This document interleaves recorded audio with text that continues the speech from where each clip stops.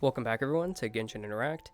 Today we're going to be talking about Clorinde, really looking at her pre-release analysis and looking at how her build works, kind of at least what we're seeing in speculation and how she can actually work right now, to kind of give you guys a further understanding of how she works so that you guys can kind of see if you might want to pull her in the future. Obviously we'll be doing a to pull or not to pull as well, to actually whenever the actual banners come out officially, so that we can kind of give you guys our thoughts and opinions on that time as well. But once again, if you guys do like the content and you want to see more, go ahead and like and subscribe so that you guys are always updated. And if you do want to as well, there's a Discord that we have. If you guys want to go ahead and get that, that should be in the link in the description as well. Well, thanks for watching. Now on to the video. So the first thing we want to talk about, obviously, is her kit. First and foremost, obviously, we talk about Ascensions, and then we're going to kind of go into her talents and what that kind of looks like. Her Ascension talent that she's going to be using is crit rate at 19.2%, which is going to be nice because her weapon is crit damage, and so having that is going to be nice to obviously balance out the crit ratio. It has a little bit of a higher base attack with a little bit lower of a crit damage at like 44.1%, but that's actually going to be extremely nice because the weapon itself in its ability already gives 20% crit damage, so you're basically getting 64%. And then obviously through her kit she gets some extra crit rate as well, so building her is going to be actually extremely nice for crit and whatnot as well. But looking into her normal attack, she is a sword user first and foremost, and so her normal attacks aren't going to be necessarily anything crazy as of right now, necessarily just using her normal attacks. But when you use the skill, you still are going to want to level the normal attack talent because a lot of her damage is going to be coming from her skill that is based off normal attack damage. So do level the normal attack talent once you obviously, if you're thinking about getting her. Looking at her skill though, it states that preparing her pistolette, or basically her pistol, her gun, she enters the Night Watch state using steel and shot together, using obviously her sword and then her pistol. In this state, Clorinde's normal attacks will be transformed into Wild Hunt pistolette attacks, so kind of these short-ranged shots, and the damage is converted into electro damage and cannot be overridden by any other fusion like a C6 Bennett burst. Her elemental skill, after obviously you're using the elemental skill, it will then be transformed into Impale the Knight, which performs a lunging attack dealing electro damage. The damage done through the aforementioned method, which it's talking about those Wild Hunt normal attack pistolette shots, is considered normal attack damage. So obviously looking into those pistolette Wild Hunt attacks, when her bond of life is equal to or greater than 100% of her max HP, she's going to perform a normal standard pistolette shot, which does an okay amount of damage. But when her bond of life is less than 100%, she's going to fire her pistolette, which will grant her bond of life, so it'll increase the amount of bond of life she has, gained based on her max HP for each shot, and the shots she fires can pierce opponents, and damage dealt to these opponents in their path is increased. So then Impale the Knight, though, it clears bond of life on Clorinde and enhances this usage of Impale the Knight based on the value of the bond of life that you clear on Clorinde as a percentage of her max HP. And once again, those Impale the Knight attacks are obviously the skill hit after you're already in using the skill to obviously go into the Night Watch state. When you have no bond of life to clear, it'll perform just a normal lunging strike, and when the value of the bond of life is cleared less than 100% of her max HP, it increases the AoE of the lunging attack and the damage dealt of it as well, and it will also heal Clorinde at the same time, and the amount of healing will be based off the value of the bond of life that she clears. Now when the bond of life cleared is equal to or greater than 100% of her max HP, she will use Impale the Knight Pact, in which the AoE and damage dealt by the lunge is increased even further, and the healing multiplier is increased as well even further. Now, in addition to this state, when Clorinde is in this specific state, healing effects other than Impale the Knight will not take effect, very similar to how when in combat, Arlecchino cannot be healed, but basically only when you're in this specific state can you not be healed. But unlike Arlecchino, who can't do anything with that outside healing, Clorinde can take that healing, those healing effects, and instead of just obviously have no effect, which it obviously won't heal her when she's in this state, it will instead convert all that healing into a bond of life that is a percentage of the healing that she has that she would have had instead. So it's about 80% of the healing that she would have received is going to turn into bond of life for her.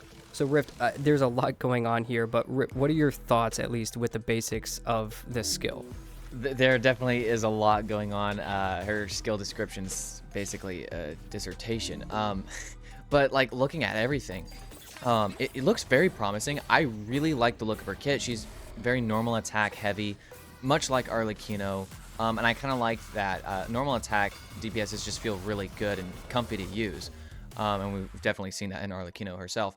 But like, I like the idea that she kind of looks like reverse Arlecchino as far as like mechanics go, because Arlecchino does normal attacks and you're losing Bond of Life, whereas with Clorinde, you deal normal attacks and you're gonna gain Bond of Life. And once you hit 100%, you get some other effects, right? So I really like the look of it, and I think she's gonna be a lot of fun to use. Yeah, but like you're saying, there's just a lot here, but I think she's going to be a great character, and just another character that works with Bond of Life is maybe going to open some new things, how we do some team builds, you know, stuff like that. And also much like Arlecchino, you know, when she's in her Night Watch state, she can't be healed by other things. She can only be healed from herself. So that's another similar comparison there. And she's going to be, her arc alignment is going to be Usia. So just a lot here to work with. I can't wait for her to come out. I mean, I'm not going for her personally. Hopefully we'll see how that lasts. But like, she looks like a lot of fun, and the animations we've seen, like her burst animation looks stellar. Like I was looking at it and I was like, is this Genshin? Like this is a straight up Star Rail animation. Like this is great. You know what I'm saying? Like I couldn't believe it. So it looks really awesome. Yeah, I totally agree. I really am excited to see what she does, and I think what's going to maybe possibly be a little bit better for people kind of accepting Clorinde over Arlecchino, as much as I do like Arlecchino, and she does a lot of damage already, and I can't wait to see kind of the damage similarities between the two characters. I do want to kind of see how Clorinde does these things, because she's probably going to be a little bit more difficult in terms of kit to understand, but she has that kind of like almost a thing ahead of Arlecchino where she can turn healing into Bond of Life, and so that's actually just extremely nice to see, kind of an extra little thing that's a little bit more helpful. So your healing basically isn't useless if you're using, you know, a healing character to, you know, let's say like a Bennett or whatever. At least, you know, you're getting the Bennett buff, but at least, you know, now the healing's at least doing something, whereas Arlecchino, it was doing nothing except for your other support characters. Yes, and see, I love that about that. That's like one of the things I was like, oh, this looks nice. So like I can actually use a healer and it's still like doing something for the team. And the fact that Seidrin's going to be one of the new characters as well alongside of her, maybe there's going to be synergy there. Who knows? But anyways, looking at the burst, this actually wasn't something I expected. I don't know. I was expecting something different, but it basically just grants herself a Bond of Life when you use it based on her max HP. And then you're just going to deal like up to 5 strikes with her, you know, sword and her little sidearm, her pistol, and deal a lot of AoE electro damage. So kind of, I'm guessing similar to what we already see in Catching, or even like Alhaven's burst, just the way they kind of do all the slash and dash and whatever. So, but I think the Bond of Life gain is really cool too, because you can use that. It's going to give you like 120% of her max HP worth of Bond of Life, at least what we're looking at right now. And of course, that's going to be very helpful for her damage, because with the electro infusion from her skill and whatnot. So it's more of a, it's going to have a nice damage touch in the burst, but it's also more of like a utility burst for herself. And, you know, we see that with Arlecchino. Like, Arlecchino's burst has good damage behind it, but it's also, why is it so important? Well, it resets the skill. So it's important. I would say it's more important for that reason, not necessarily damage, because the main damage is all, you know, focusing on the normal attacks. And I think it's going to be the same thing with Clorinde, right? Very similar, just kind of like the electro counterpart to what Arlecchino, like what we see in Arlecchino is what I'm looking at here. Well, I know, like you were talking about earlier, with like even just the animation of the burst, I've always been extremely excited. I've been waiting. This is the only actual like Fontaine character I've been actually wanting to put on my team or my account, and looking at her first and foremost. Yeah, exactly. And I think a lot of us have been looking forward to her. But, you know, in general, I'm extremely excited to see this, because, you know, when we got to see her in the game already, if you haven't already gone through Fontaine, this shouldn't really be a spoiler, really, but she basically just does like this little dash thing in the actual game already in one of the cutscenes. And that just, I was like, that has to be the burst or the skill or something, because if it's not, I'm going to be so mad. And they kind of put that through together, which I'm extremely happy about. I think a lot of people are happy about that. But yeah, I do agree that this burst maybe not be as powerful as Arlecchino's burst, because we've seen people hit crazy numbers already, especially with that C6, hit crazy numbers. And, you know, this could do the same thing. But like you were talking about, utility is going to be crazy useful here. So I'm extremely excited to see what they can do with her burst, and kind of see how that at least flows at least the team a little bit easier. And it's nice to see that it's also a low energy cost. You know, it's only 60, and since she's an electro character, if you pair her with another electro character, it's going to be extremely easy to get her burst back.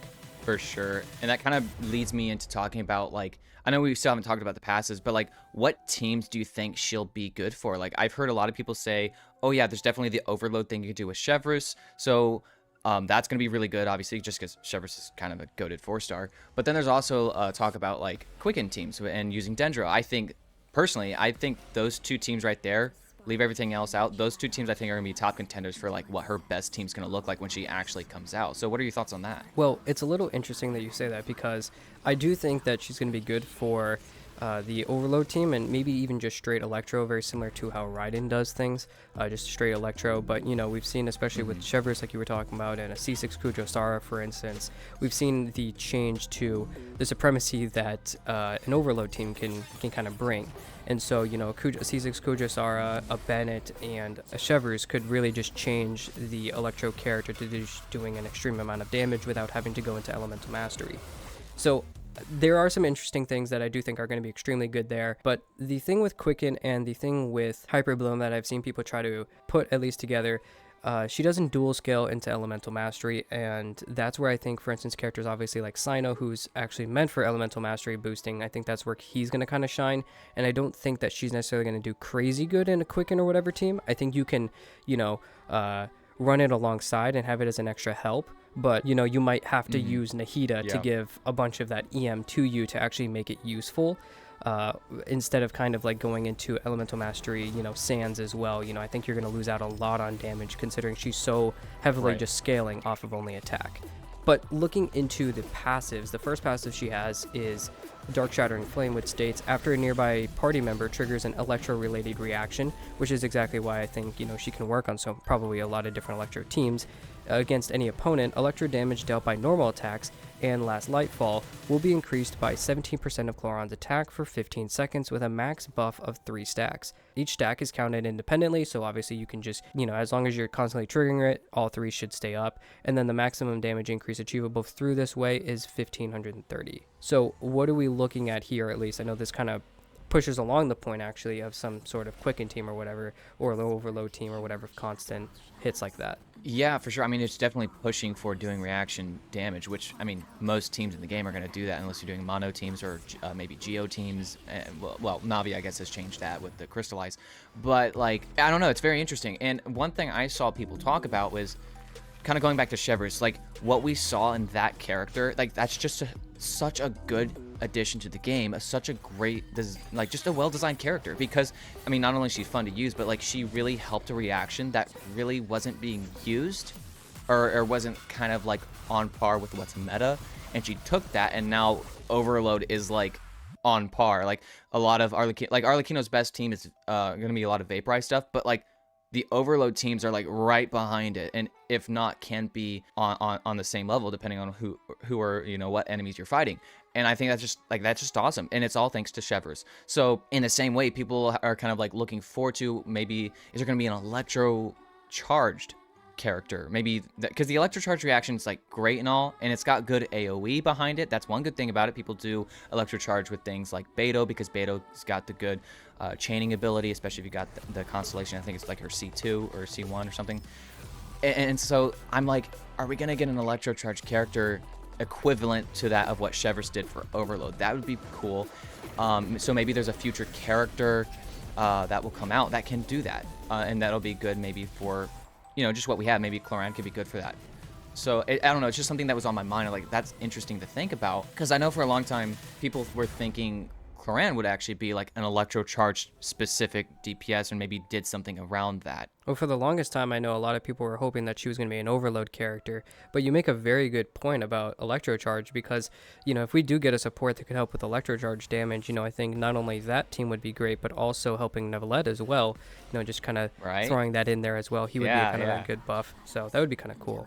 Yeah, well, looking at her other passive, it's called Lawful Remuneration, and it just states that if Clorinde's Bond of Life is equal to or greater than 100% of her max HP, which we talked about earlier with the skill, Her crit rate will increase by 10% for 15 seconds whenever the Bond of Life value increases or decreases. And this has a max of 2 stacks, so you can get 20% crit rate just for having over 100% Bond of Life, and that's when it's fluctuating. And when you deal normal attacks with the Electro Infusion, we know it's increasing, right? And like that's just awesome. Like you got a lot of crit rate there. So, you know, knowing her weapon's crit damage, you know, a lot of things like that, it's just going to be very, very nice for damage. And on top of the crit rate increase, Hunt the Dark's Night Watch state coming from the skill, when you have that buff, while it is active, the percent of healing that you're getting from, like, if you're receiving heals from a healer in your team with Clorinde, and that's being converted to Bond of Life, which we talked about in the skill, normally that's an 80% conversion rate. So if I receive 1,000 heal from my healer, then it's converted to 800 Bond of Life, essentially, right? Well, here, just from this passive, that's actually increased to 100%. So if I get healed for 1,000, I get 1,000 Bond of Life. So if my Clorinde has 18,000 max HP, then basically whatever 1,000 is on the margin out of 18,000 is going to be Bond of Life. So it's just a nice little buff there to how much Bond of Life you can get, which is good because we know she has to deal with Bond of Life, and the crit rate increase is just really, really good. I mean, 20%, that's big. Yeah, I do think it's actually a lot because she already ascends into a crit rate, like we talked about at the beginning, by like 19.2 and whatever percent. Then you're putting this, you're already at 39.2 or 4 or whatever at level 90. Add the 5%, you're already at like a 43% crit rate. And if you get some good substats, even if you just have a little bit of crit rate on each piece, you're already looking at a 60 to 70% crit rate. So just the extremely that's exactly what I was talking about at the beginning, how easily she kind of goes into crit, like the ratio. Yeah, it's going to be extremely nice when you have the weapon and you have you know, obviously this passive, as well as, you know, looking into specific things for her ascension and whatnot as well. Right. I think it's going to be kind of like a Nervalette all over again, like what we see in, like, typically when you look at a Nervalette build, when they have the weapon and all that stuff and they're on, you know, 4-piece Marshallzee, you see something like a 30-40% crit rate over like really high 200s, right? So I feel like maybe she'll be like that because most people, I mean, her weapon's crit damage, and you're probably going to want to do crit damage circlet because she ascends into crit rate. She gets 20% from her passive, never mind any substats you have, right? So I feel like just it's going to be similar.